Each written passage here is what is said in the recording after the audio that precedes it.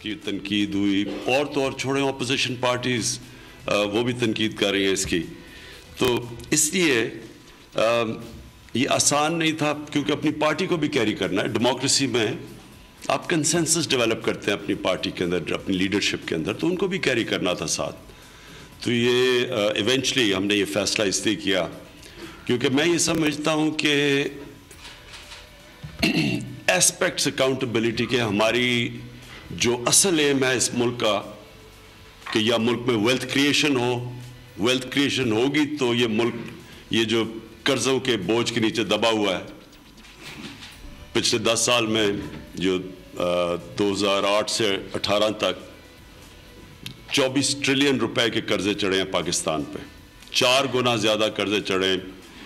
अगर सारी 60 साल की तारीख में 6 ट्रिलियन था तो सिर्फ 2008 से 2018 तक 30 ट्रिलियन पे कर्जा पहुंचा है। तो इसके ऊपर जो सूद है, वही जो पहला साल हमारा जितनी भी हमने टैक्स इकट्ठा किया आधा चला गया सूद अदा करने पे।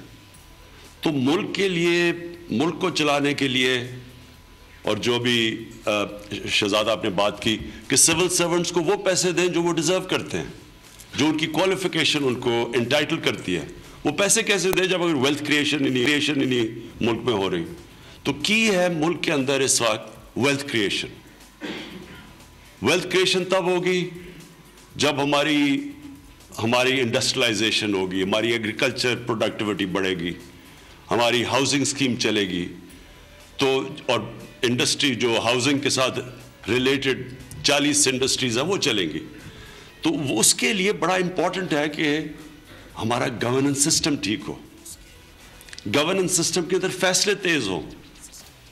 और फैसले तेज इसलिए नहीं हो रहे थे क्योंकि ब्यूरोक्रेट्स डरे हुए थे नैब की वजह से, और इसमें कई बड़े लेजिटिमेट, मैंने जो सुने ब्यूरोक्रेट से कंप्लेंट्स, कई बड़े लेजिटिमेट थे कि उन लोगों को पकड़ा गया जो कि सारी ब्यूरोक्रेसी के अंदर एक खौफ चला गया कि कोई भी पकड़ा जा सकता है प्रोसीजर के ऊपर, क्योंकि प्रोसीजर के ऊपर तो जितना बड़ा आपका प्रोजेक्ट होगा उसमें रिस्क तो होगी। तो फिर इवेंचुअली इसका जो डाउनसाइड ये थी कि वैसे ही ब्यूरोक्रेसी सारी दुनिया के अंदर कंजर्वेटिव होती है, तो ऊपर से अगर ये खौफ नैब का आ गया तो वो उसमें तो कोई बड़ा फैसला करना ही नहीं, होना ही नहीं था। और हमारी जो हाउसिंग के अंदर हमें एक्सपेक्ट करते हैं कि पूरी ब्यूरोक्रेसी से हमारी पूरी मदद होगी, क्योंकि बहुत एम्बिशियस प्रोग्राम है 50 लाख मुल्क में घर बनाने का, अफोर्डेबल हाउसिंग। तो इसलिए हमने रियलाइज़ किया कि हमें ये अब कदम उठाना पड़ेगा। एक ब्यूरोक्रेसी को ये प्रोसीजरल मिस्टेक्स की वजह से अगर वो नैब में चले जाते हैं तो उधर से उनको हमने प्रोटेक्शन देनी थी। और दूसरा बिजनेस कम्युनिटी को, अब बिजनेस कम्युनिटी का पहले तो अगर बिजनेस कम्युनिटी नैब के परव्यू में आती नहीं है, क्योंकि करप्शन की इंटरनेशनल जो डेफिनेशन है सारी दुनिया के अंदर करप्शन की, वो है using public office for private gain. तो जब पब्लिक ऑफिस ही नहीं है आपके पास एज ए बिजनेस कम्युनिटी, तो आपके ऊपर करप्शन का केस नहीं आ सकता अनलेस कि वो फिर अटैच्ड हो किसी पब्लिक ऑफिस होल्डर के साथ। तो वो तो अनअफेक्टेड है। लोग जो शोर बचा रहे हैं वो तो रियलाइज़ ही नहीं कर रहे। अगर वो सही तरह नैब की अमेंडमेंट पढ़ें तो ये तो सिर्फ बिजनेसमैन के अंदर जो डीलिंग है उसके अंदर नैब को नहीं इंटरफेयर करना चाहिए। और दूसरी चीज़ कि जो टैक्स केसेस हैं वो तो वैसे ही FBR के हैं, तो वो उसका क्या काम है कि नैब टैक्स केसेस पे जाए। और मैंने ये मैसेज उनको भी पहुंचा दिया, नैब के चेयरमैन को मैंने उनको समझाने की कोशिश की है कि यहाँ बहुत बड़ा प्रॉब्लम है। इस वक्त एक मुश्किल से मुल्क को स्टेबलाइज किया, एक बड़े मुश्किल 2019 बड़ा मुश्किल साल था, क्योंकि स्टेबलाइज करना था। साल के बीच में एक खौफ आना शुरू हो गया था कि रुपए के ऊपर रन हो जाएगी, क्योंकि हमारे पास तो फॉरेन एक्सचेंज था ही नहीं रुपए।